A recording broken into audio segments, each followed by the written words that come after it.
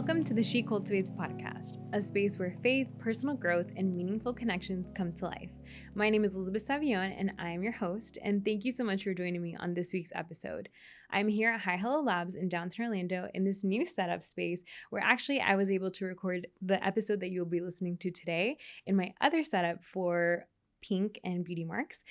On this week's episode, we are talking with Allison Walsh, which is a founder and author of She Believes She Could, and she is all about brand voices, using your brand and elevating voices as well, and just teaching you how to be confident. And so in this week's episode, I am so honored to have with her this conversation, so let's just get right into it.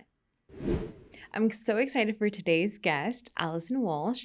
She is a speaker, best-selling author, and she is a former Miss Florida. So I am so honored to have you here. Thank you for joining Beauty Marks podcast. Thank you for having me. I'm thrilled to be here. Yeah, I know that we connected a few months ago, and I know that just hearing you on the stage at the Orlando Women's Conference, it was just great hearing your story and just kind of sharing how we can achieve our goals and all of that. For those that don't know you, can you share a little bit about what you're passionate about? Oh my gosh, I have a long list. Yes. So most importantly, I think when you really look at it, I am very committed to helping people maximize their potential. And I do that in a lot of different ways. Number one, their mindset, really helping them get clear about what they want and what could potentially be holding them back, how to achieve the goals that they have for themselves, really giving them frameworks and things that help them cross that finish line. That builds their confidence, right? And then really building brands, helping people shine brightly. And so typically when you hear me on stage, I'm talking about one of those three things. Oftentimes they go together. So that's really, those are my favorite topics. Yeah. And how did you even get into that? Because I feel like branding, when people think about that, they're like, okay, your personal brand. So how did your personal brand start? Yeah, it was really innocently, actually. When I look at just the timeline of my life, it was when I was 18. And I had gone through something pretty significant when I was a teenager. I had struggled with anorexia and bulimia, and I was really passionate about helping other people, and I didn't want anybody to ever feel like they had to walk alone.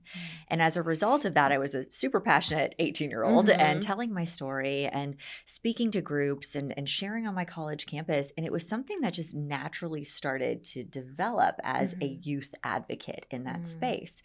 And because I was a youth advocate and talking about something highly stigmatized, there was a lot of attention that was, placed on me and rooms I got to be in and tables I got to sit around and stages I got to speak on that allowed me to really share that message. I eventually became Miss Florida, and eating disorders prevention and awareness was my platform of choice. So that allowed me to gain even more momentum and build a really strong personal brand in that space.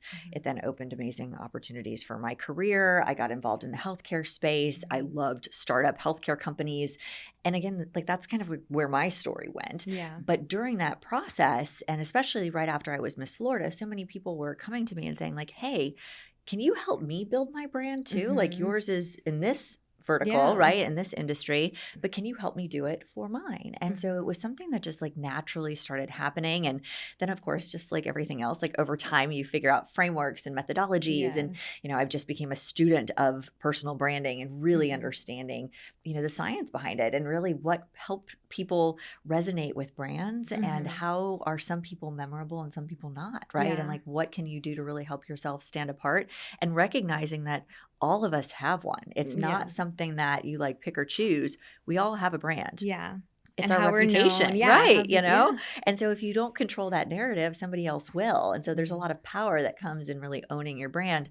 And so that's really where it all started. It was very innocent, but it gained a lot of momentum. And then I was able to start different coaching and consulting companies over the years and help a lot of individuals do that. And it's been a lot of fun. I love that. And I feel like just you sharing about your personal brand is really your story. Yes. And can we go back into that of what you shared? So a huge part of your story is your anorexia and bulimia. And just going through that. So how long was that for? How did you get to the place where you're actually being able to help people versus you struggling? Yeah, no, good question. So I really suffered in silence for 3.5 years. It was during my high school years, went through a lot. And again, my desire was never to be a certain size or shape. It was really control and managing my anxiety and depression was coming through as my eating disorder. That was like the physical manifestation of all of the things that I was struggling with internally that I wasn't wasn't at that point able to vocalize or deal with or really process or understand. And so by the time I actually got the help that I needed, I was in a pretty dark place. I also recognized that I could have gotten out of that place faster had I known what it was I was going through. Yeah. And so that's why I was so motivated. I was like, I did not need to go through this for as long as I did. And thankfully there was it was my high school boyfriend's sister that actually was the one that recognized what I was going through and said to me like, hey, I'm really concerned. Right. And I was like, wow, if she could do that for me, I could do that for other people, right? By talking about it, because nobody was talking about it. And at the time, Yeah. so you were in the 2000s, Yes. right? That was where like anorexia or like people showing bones was so popular. Glamorized. Yes. On red carpets, on everything. So I was raised in that mindset too of like what the beauty standard was. So how was that difficult also when you got into the pageant world? Yeah. Did you have that struggle even though you were, working through that or you had healed through that process? Yeah, for me, it held me accountable, right? Because if I'm out there talking about it, then I need to be good with how I am too, right? And integrity is one of my strongest values, and that helped me tremendously. It also helped my healing process because as I was sharing my story, as I was talking about my own struggle, I was able to also put a lot of puzzle pieces back together again and really understand and be okay with it, right? Accept myself for who I am, flaws and all, and understanding that, if I do the work now and can continue to stay vigilant and committed to my own mental health and wellness, I can live a life of full recovery. I don't have to always identify myself as somebody that is struggling, right? And that was my goal. It was like, I believe in full recovery. I'm going to do everything I can to get there and show other people what's possible too. And so during my year as Miss Florida, I had the unbelievable opportunity to travel all over this country, actually globally. But I spoke to hundreds of thousands of people, but traveled 80,000 miles, 250 speaking engagements that year alone, right? Like that's an opportunity where you have a microphone and the ability to really amplify your impact. And I recognize that responsibility.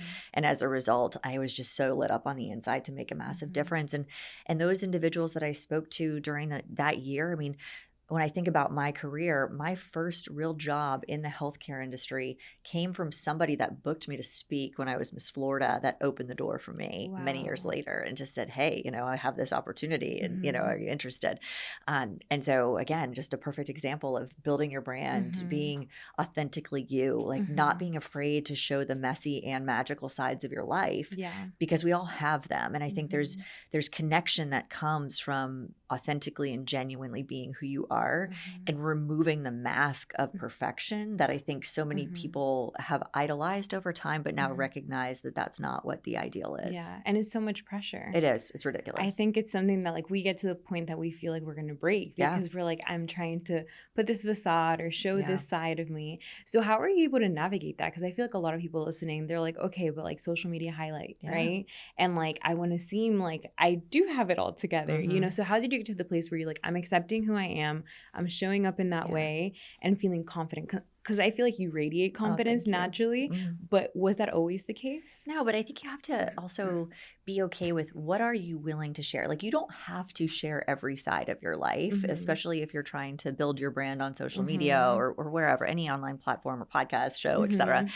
You have to really decide for yourself, like what's, off screen and what's on and really establishing those boundaries for yourself. And then once you do, then it's about telling the stories that make sense, right? That matter to you and really thinking about how can what I'm sharing help someone else?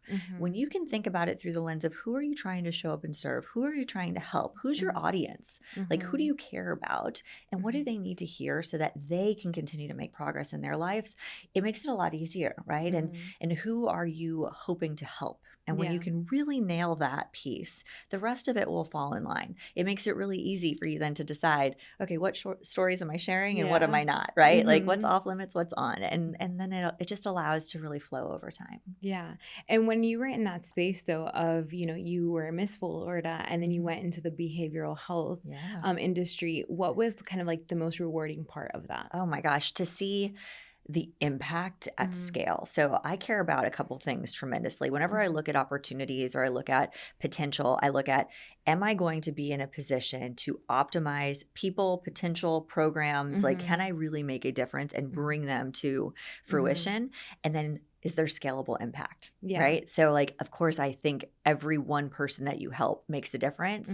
But if you're in a position where you can take something to scale, like that makes really freaking cool. Right? And so when I got involved in the industry, the first job I had, I was just kind of like learning the ropes. Right? And I had never really even thought about being in the business development side of healthcare. I knew I did not want to be a provider. Like I did not want to be a therapist or a doctor or do the bedside work. For me, I knew that might hit too close to home, and I wanted to be very mindful of my own recovery. But I loved the industry.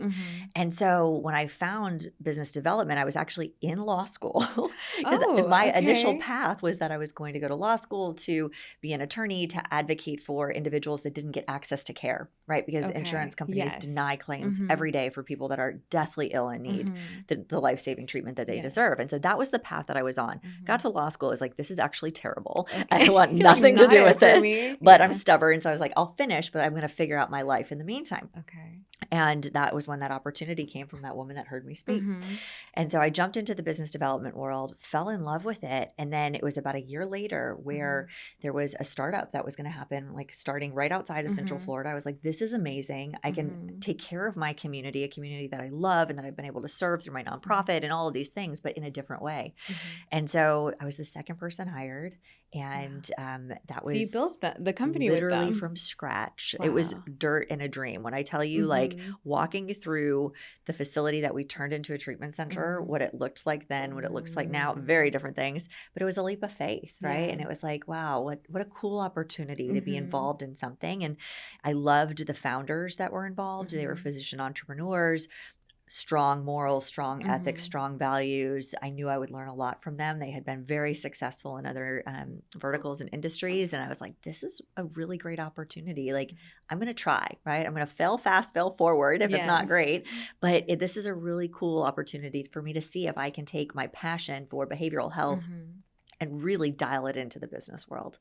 And so we scaled to 1,000 employees there and multi-site, multi-state, helped tens of thousands of individuals on their journey to recovery. It was an incredible experience, but it really made a difference, for me to be able to go from one person who was sharing their story to being the person that was helping other people share their stories so that we could have that scalable impact, right? And helping other people have their own recovery stories. And like, that was really so cool. Rewarding. So cool. Like even like one of the gentlemen that it was early on. He had gone through our treatment program. He was in our sober living. And I remember sitting down with him and having a conversation like it was yesterday. And he'd shared his story with me. I was like, wow, like you are powerful. Like stay committed to your sobriety, stay committed to your recovery. You know what? He works for that company now. He's in leadership now. Amazing. He's been working for the company for like 7 or 8 years. Like those are the moments where you're like, wow, this gentleman changed his entire life. He then learned how to share his story with other people. He's a beacon of hope and light in this community. And he's helping other people now get sober too. So it's just like that, right? Like so cool. So that's the ripple effect that I love. And being able to be a part of that was really, really special. And I think what I never want people to lose sight of as they work on their brand is that the stories are what make you unique, right? Your lived experiences are what make you you. And the further you get away from that, the less likely you are to be able to connect and really resonate with people. So find those stories, find those moments of connection, because it's the pain points in your own life that connect with the pain points in others.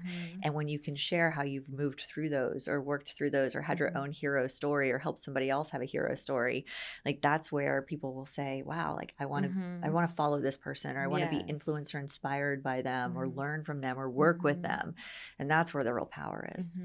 And even your book came out of, right, like your story and just sharing that.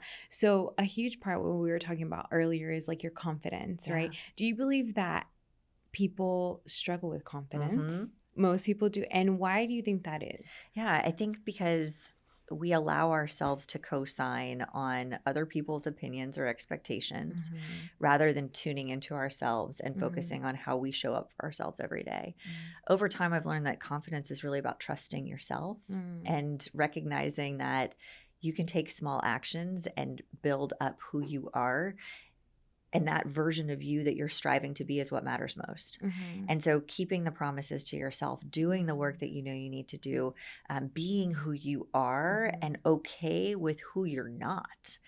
That's where the confidence comes from. I think as we get older, and that's really what's been so interesting to me. You know, I think and especially because I've spent so much time working with adolescents and young women over the course of my life and career, like, you know, when you're young, you tend to be on fire a lot easier, right? Like and of course, like some people are, like my 8-year-old, she was born confident. Like she thinks, you know, that, and it's amazing. And I'm like, wow, if I had half as much confidence as this child does, right? Like, but others are not, right? And, but I noticed that when they reach their teens is really where they start to question themselves and their own self-worth, but it's where you become very mindful of like your surroundings and you start to compare yourself and you give a lot of weight to other people's opinions versus like staying very connected to what matters most to you. Yeah.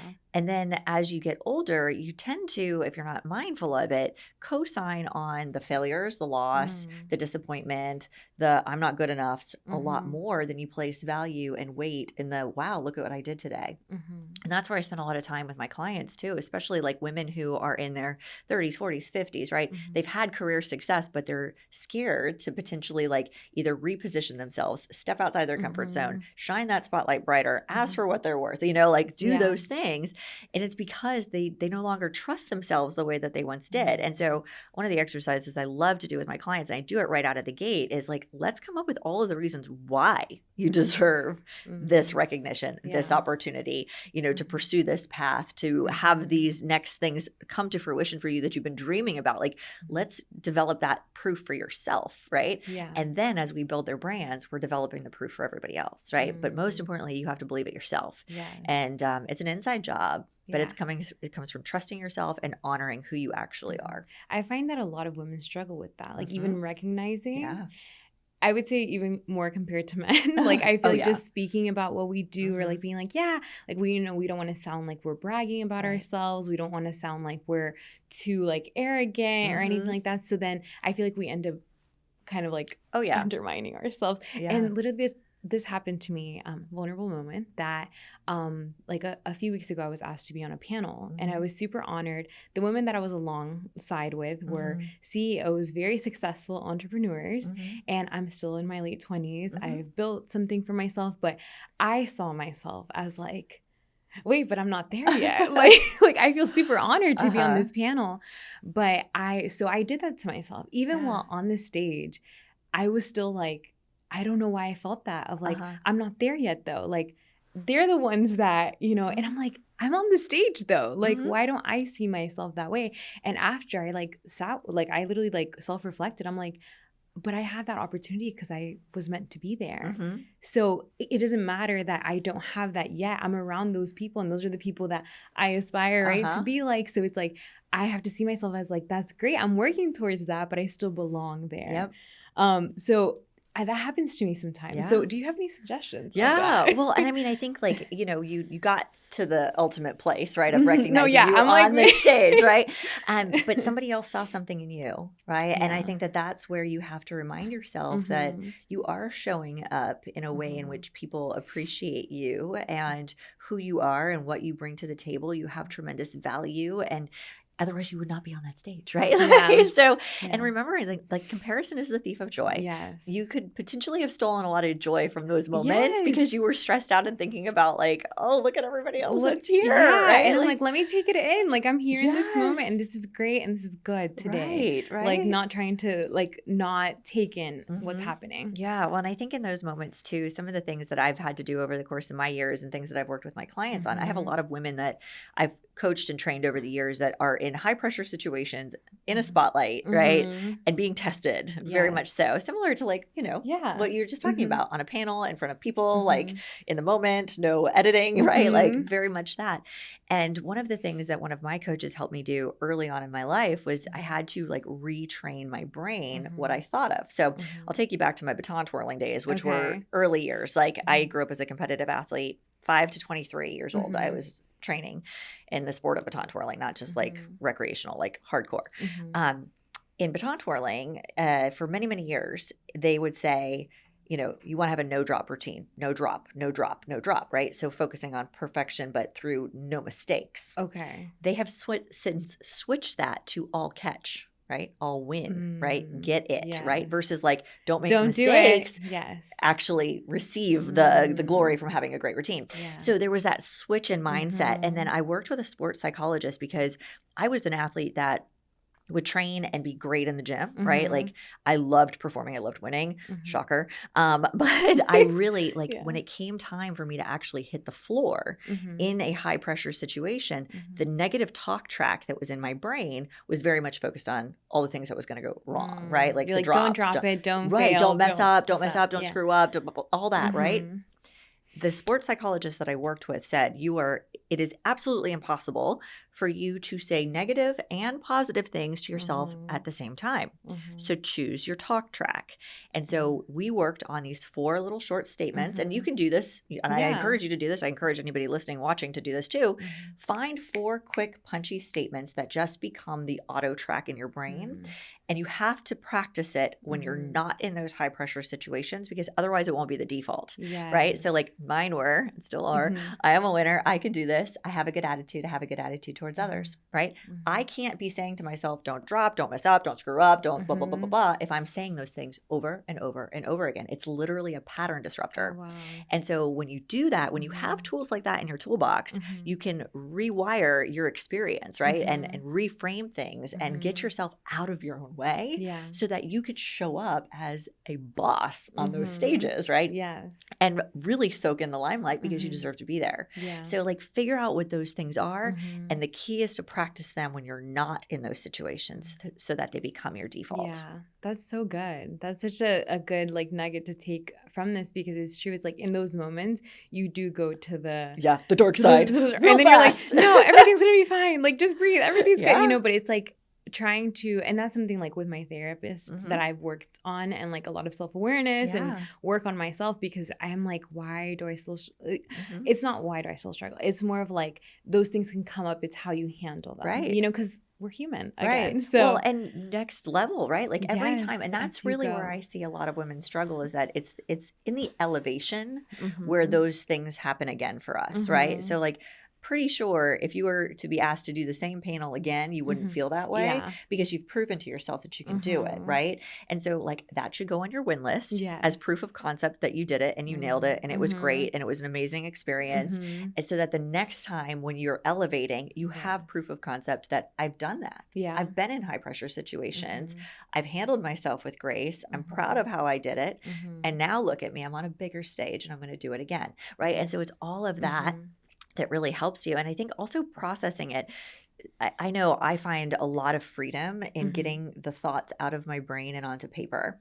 So I think that when we allow them to stay captured in our head, like they can do a lot of damage, right? And so getting them out on paper and then proving to yourself that you can handle it. So looking for those moments throughout the course of your life where potentially you were, sitting alongside somebody who had more experience than you, but you were able to also shine, right? Like just because somebody else is shining doesn't mean you don't. And I think that's the other thing as well, is that you can light up. Everybody on that panel, I'm sure, was on fire, right? It wasn't a ranking system that day, right? It was everybody was there on purpose, for a purpose, with a purpose, and understanding that you were called there for a reason. And so it's just it's those repetitions. It's that mindset of like, don't let the talk track in your brain take away from the joy that you're experiencing. Allow yourself to identify the proof that you've had in your life where you have shown up, you have done well, whatever context that's in, and then being able to pattern disrupt in the moment.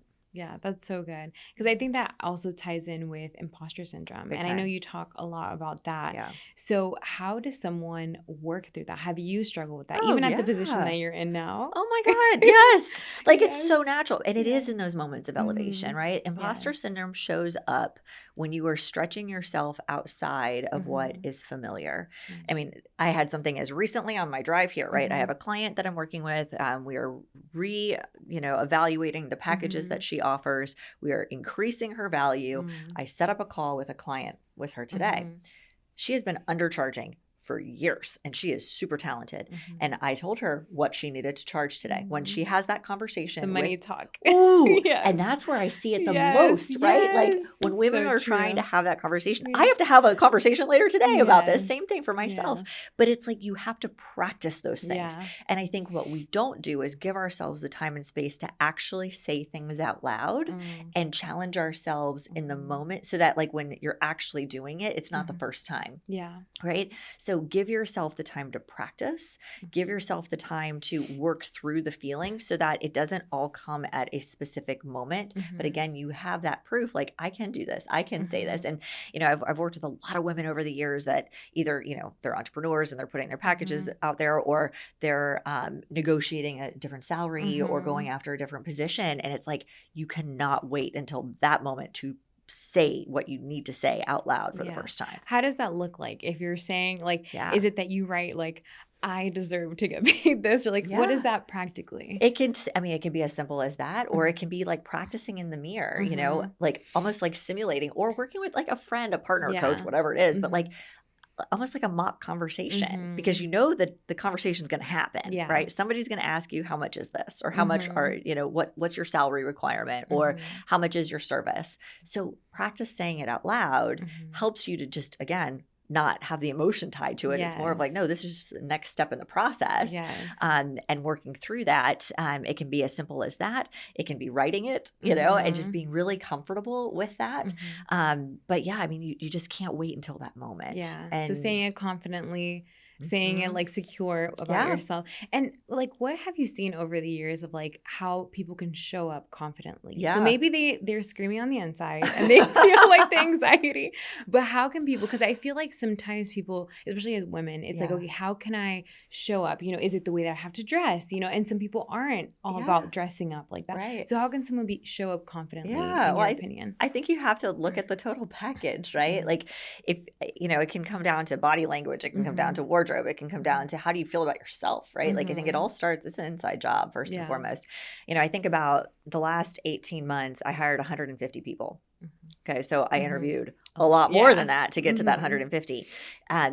It was immediately apparent who was confident and who was not. And now I would say 95% of my interviews were done over Zoom. Yeah. But I will tell you in the first 30 seconds, I knew if that person was going to make it or not. And what were the signs? It was the way that it was their presence, right? It was the energy in which they started the conversation. It was how engaged they were. It was, what are they looking at? Are they fidgeting? Yeah. It was all of it, right? And so all of those things that you can do to prepare are little check marks in your mind of like, I'm ready, right? So if you skip certain things that at your core you need to do, right?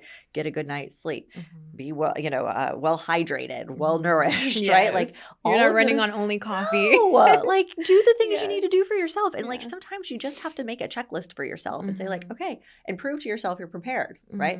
I did the things. I went to bed early the last couple of nights. I did what I needed to do. I ate a good breakfast. I'm well hydrated. I know what I'm talking about. I've prepared, right? I think preparation is everything. And going back to your questions on confidence, like that is where it comes from. Like I think you have to trust yourself enough to know like I've done the work. Yeah. I am prepared. And if for whatever reason this goes south, it's not meant to be. My worth is not based on the outcome of this. Yeah. And there's a lot of power that you take back and that helps to just get you through those moments. And when maybe have you had those moments where it's like you're on a stage, right? And you blank out. Oh Has that God, ever yes. happened to Oh you? my God. How have you been able to reframe that? Oh my God. Like it like brings it back. Like I had, and it was many years ago. I want to say it was probably like 8 or 9 years ago. Big audience. Oh God, it was devastating.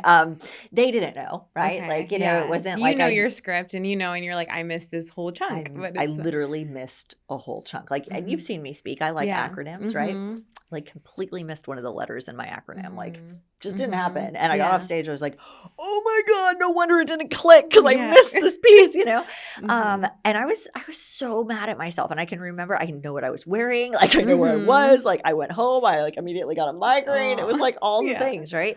But I also then took the time to go back and say like, what didn't I do to prepare for this moment? Why did this happen? Because I've spoken thousands of times, right? Like what was different about this? And I was able to isolate, right? Like it was a new talk. I hadn't done a full run through. Like I have a process that I go through, right? Like, and that's helpful to know, right? But so going back to the checklist comment, like I knew what I needed to do. I skipped a step. I probably got a little too confident, right? Getting in that, oh, I got this, right? Nope, did not get that. We'll never do that again. Like, and even for like talks like you saw me do, I practiced that, right? Like that is one of my presentations. It's one of my keynotes, but I still practice it before I go and do it because I want to be able to show up with confidence and be able to focus on connection, not content. And that's the difference. So people think it's like a natural thing. They're like, oh, you look so natural, but it's like all that work behind the scenes that you have to do.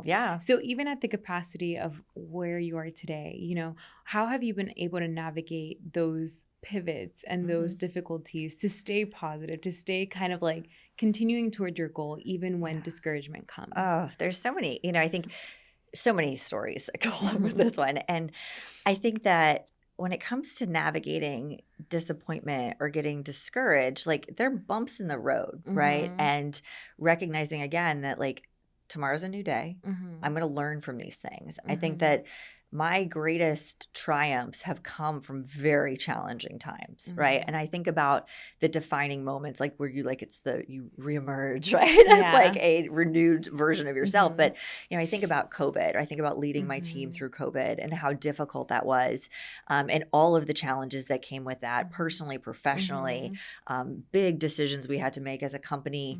I was struggling with burnout. My team was burnt out. Like there was so much.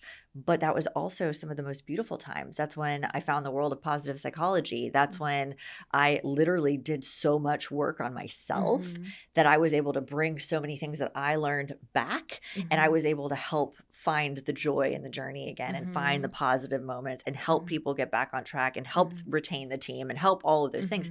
And I also had like awakenings in those moments and recognizing that, yes, this is a dark and disappointing and hard time. And we're not hitting the goals that we thought we were going to hit. We're not going through a sale process like we thought we were going to go through. We're not, you know, like all of those things that you'd worked so many years to get towards weren't happening.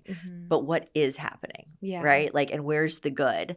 And now I can look back and be like, okay, well, the 2020 sucked in a lot of ways, but like, wow. I started my podcast during that time. I got healthy again, right? I was burnt out. I found joy in what I was doing. I worked my buns off to be able to pitch for a book and get a book deal a couple of years later. But it was huge. Like all of those things were happening. And so I could easily just look back and be like, that was terrible, you know? But I also am like, thank God it happened, right? Like I probably wouldn't have pushed myself. I probably wouldn't have left that company to go be a part of another. I probably wouldn't have done the book. I probably wouldn't have, you know, I definitely wouldn't have found the world of Pause Psych had I not started the podcast because there was a guest on the show that introduced me to that, you know? So it's just like you find the wins in things, right?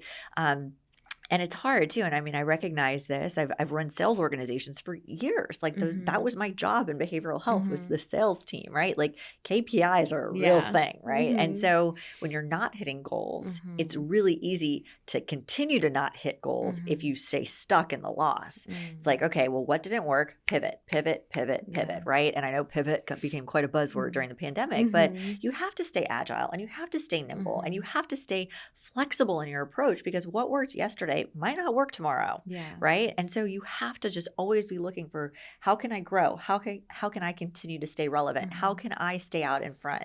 How can I do the work so that, again, I trust myself to be able to show up in those hard moments, understanding that I might not have the answers today, but I will figure them out.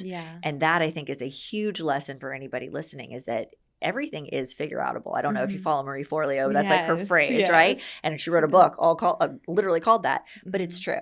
right? And if you have that mindset, and that's a growth mindset, right? Like that's the Yeah. definition of it, is like understanding that there's unlimited potential and there's a lot of ways to get there, and that you can figure it out if you're willing to do the work. Yeah. And take that pause sometimes to be like, I don't know yet. Yeah. I don't know how it's going to work out yet, but it will. Yeah. Like, it's like, because sometimes we get put in those situations where everything's like chaos. Yeah.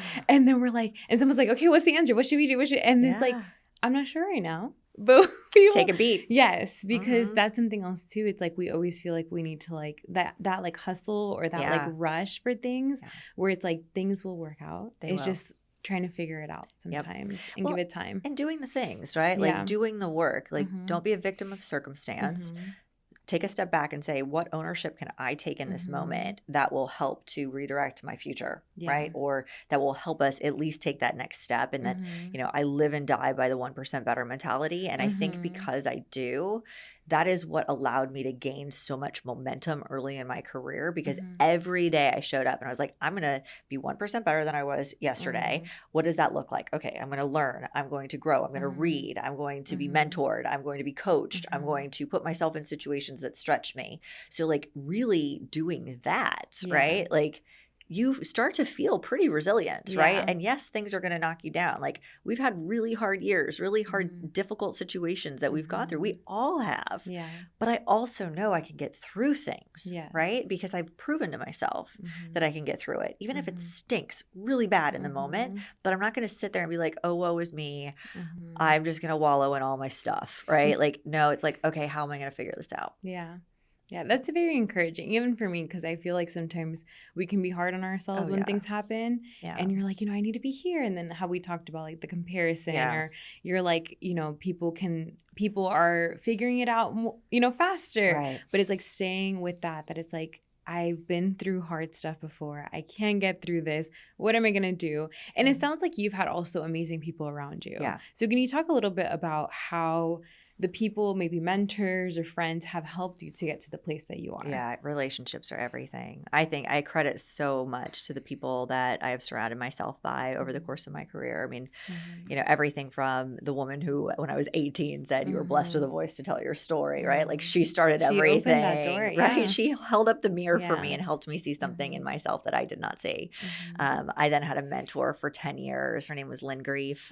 She was the CEO of the National Eating Disorders Association. I loved her dearly. She was just such a perfect example of a woman who wanted other women to win and invited me into places and spaces. Talk about imposter syndrome, when I was 20 years younger than anybody else in the room, but yet I was sitting at the table. She saw something in me, you know, and so that was huge. But I am always looking for mentorship. I'm looking for people that have done the things that I want to do, because that's really where you want to gain wisdom and guidance from, right? Like, don't take advice from somebody that hasn't done what it is that you want to do, right? Like, that's a guess. That's not advice, right? And so being very mindful of that and being okay with introducing new people to yourself and to your world at different stages and phases of your life. And some people are really amazing in a certain season, right? Like I think about some of the mentors that I had, like when I didn't know what the heck I was doing leading a sales team, like I had amazing mentors that we hired as coaches for me that in the first company that I was discussing earlier. And, they've then since stayed with that company and helped other people become great. But like, I needed that investment in me in that moment to be able to skyrocket to like 10x that investment. And so I want to encourage people to really look at like, who is around you right now that's challenging you to level up, right? Have they done the things that you want to do in the future? Do they have a perspective that you need in order to be able to get to that next level? If you don't have somebody like that in your life right now, you're going to limit your own success. It's going to take you a lot longer to get to where you want to go.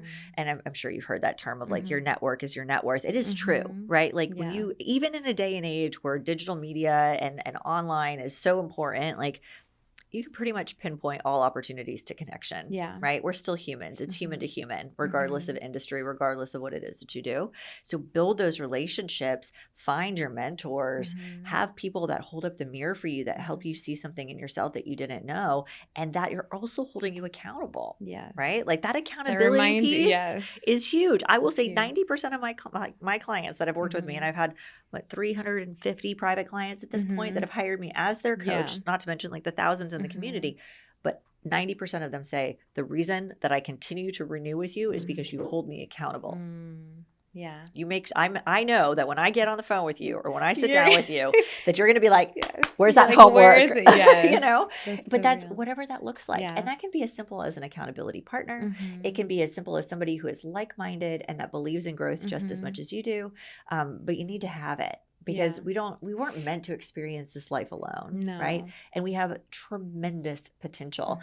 I was in a room talking about, I mean, it's perfect lived experience, right? So like 3 weeks ago, I put myself in a room where I was like, holy smoke, similar experience where I'm like, who am I? People, like people I'd like idolized for like literally 20 years, right? Like I was just like legends in the room, like sitting next to a Super Bowl champion, watching my idols on stage, like That's what, 100 people in this room, amazing. right?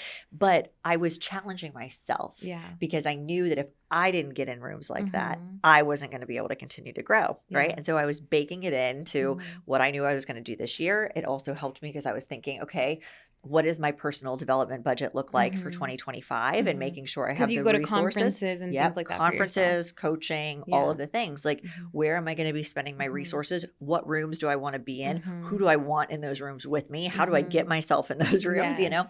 It makes all the difference. Yes. And, you know, it was such a good reminder for me. And, you know, one of the speakers it was Ed Milet. I don't know if you follow him. He's freaking legendary in the entrepreneurship space, but super successful. He has this saying, and he talks about it a lot on his podcast, but, you know, he doesn't want to get to heaven and meet the version of himself that he could have been. Right. And that like sticks in my brain too, because I think that we were all given so many amazing gifts and talents, but it's up to us to develop them and to cultivate our own potential. Nobody else is going to do it for us. Like it has to come from you. That's so like, who do you need to help you get to that point, right? Like, who is it? And identify those people. And if you don't know, ask, right? Ask questions, seek out knowledge. Figure out at least what is the next step that you want to take. You don't have to have it all figured out to start. And I think that's the other thing that sometimes we do. It's like, oh, I need to know exactly what the goal is. No, you don't. You just need to know like the next step. Yes. And then everything it's like a little snowball, right? Like it's that Yes. flywheel effect of just like, just do the next thing. Yeah. Meet the next person. Get in the next room. You will be blown away at the momentum that you build. Yeah, that's so important because I feel like, and in my life, I've seen how mentorship is important. And I feel like that like boldness that comes with just like, I need to be in that room. I need to buy the ticket. I need to send the email because a lot of that won't happen unless you do that part. Nobody's coming to save you. No one. It is up to us, right? And I think about, you know, that young advocate kind of bringing it back to like my story in the beginning.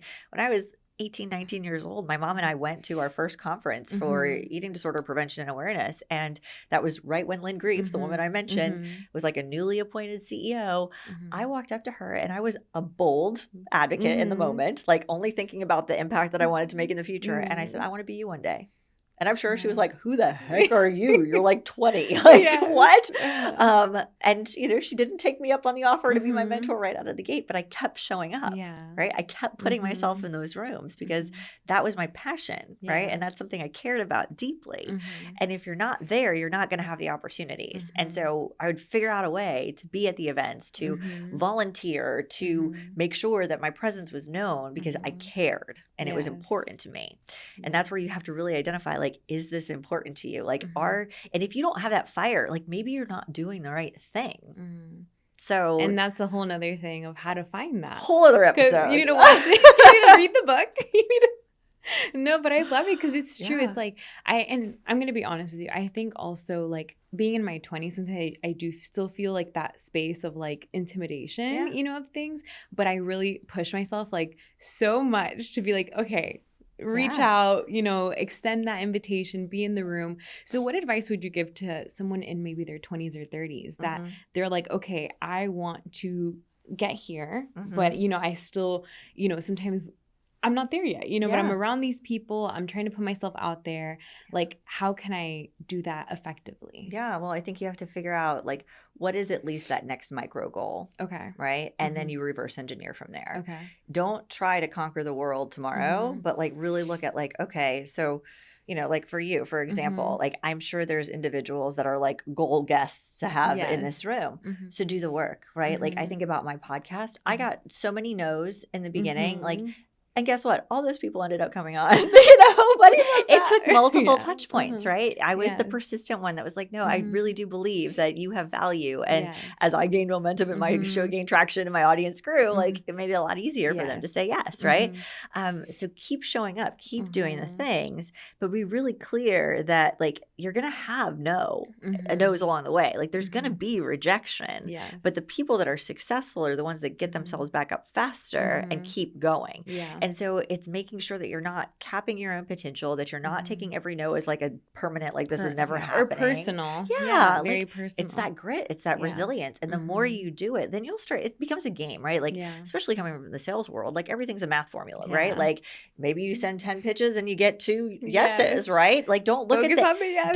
Don't focus on the 8 no's, focus on the 2 yeses, right? And then it's like, okay, well, how can those 2 yeses actually turn into 4 or 6 or 8 or 10, right? So like one of the things that I've done on my podcast that has helped tremendously is at the end of every episode, I say, who should we be following, right? Who should we be listening to, reading, being inspired by? And then I reach out and I say, this guest recommended you, right? And now that's a door opener. It's not necessarily as cold of an outreach, right? Because you know someone, you have a connection. Right. But when I think about like the guest that changed my life, right? Her name was Raw Goddess, coolest name ever, by the way. Love but that. And like I like had idolized her. She wrote a book. I was like super inspired by her. But she's the one that at the end said, you need to check out Nick Pigeon, who was this queen of positive psychology. Nick like changed my life, helped me heal. That became like the foundation for my book. Like if I hadn't asked those questions, right, and put myself out there and potentially faced rejection again, right? Like I wouldn't know. But like don't not do it because you might get a no. Like just recognize that it's part of the process and eventually people will be coming to you, right? Like as you gain traction, as you gain momentum, as you get those 2 yeses, those will turn to 4, then it'll turn to 6. Then you'll be like, I'm not even asking. People are just coming. You know? And that's so true. It's just, again, it's like continuing to focus on that next step. Yes. I think that a huge part of like even my story is of starting the podcast. It was literally from my room. And then I eventually started a community like in Orlando. And now we've almost hit 2 years. And I feel like a huge part of that was showing up, you know, and just sometimes out of my own money, you know, investing all of that. And now over time, I've seen the return on that of people like reaching out. But I think it was like the fear, like not having the fear of the rejection, you know, because you would ask people and people would say no or be like, oh, what's your little podcast, you know, or but it's like continuing on with that. And even you, I feel super honored to have you. Thank you you. are one of the guests that I was like, I hope to get her on. So thank you. You are a perfect example of that. Because when we met, I was like, I'm going to talk to you and I'm going to say hi. And we had a mutual connection. So that was something. So I love the nuggets of wisdom that you've given us today. And what would you say as last encouragement for someone that, you know, we talked about imposter syndrome, confidence, owning your brand and story, as something that you can leave with the audience today? Yeah. I mean, just continue to show up for yourself. Like get really clear on who you want to be a year from now. Because I think that we really we don't give enough value to the time that we have. It's fleeting, right? It's a resource that goes by so quickly. And you know as well as I do, it'll be a year from now before we know it. So think about who it is that you want to be a year from now and reverse engineer. What does that look like? Does that mean that you're investing in your brand? Does that mean that you're putting yourself in places and spaces that you haven't yet maybe been able to get into yet? Does that mean that you're asking for mentorship or finding a coach? Like focus on the growth and the development that you want to have so that you can a year from now look back and be like, wow, I did it, right? I honored the promise that I made to myself and look at who I am now. And then put those accountability check-ins in your calendar, right? Don't ignore that. Like really check in with yourself put the calendar notifications every 3 months, do a Mm-hmm. 90-day look Q1, back. yeah. Yeah. Mm-hmm. And just Yeah. say like, okay, am I making the progress? What do I Yes. need to do? Is this really what I want? Mm-hmm. But if you don't have those check-ins with yourself, chances are Mm-hmm. you're not going to make the progress that you could be Mm-hmm. making. And you might not realize as soon as you need to, if you need to pivot. So Yes. do the work, right? Mm-hmm. And I guarantee that the momentum that you gain over the next year Mm-hmm. will probably put you 5 years ahead in life, Mm-hmm. because So most good. people won't do it. Yeah. And That's the so good. separator is those that will. Mm-hmm. Yeah, I think around this time of year, I feel like sometimes like you get into the automatic mode, Yeah. and I know as like we're ending the year that we're recording this in Yeah. November. So I know now with the new year, that's such a good reminder. It's like really be like, what is it that I really want? Yes. And do the work now. And I think that's the Yes. big key is Mm-hmm. that I see so many people wait, be like, oh, in January, I'll set my goals. And it's like, cool. Well, and 80% of people cancel on their New Year's resolutions by February 1st. So, Yes. like, don't do that, right? Like, Yes. do it now and Yeah. lay the groundwork for yourself Mm-hmm.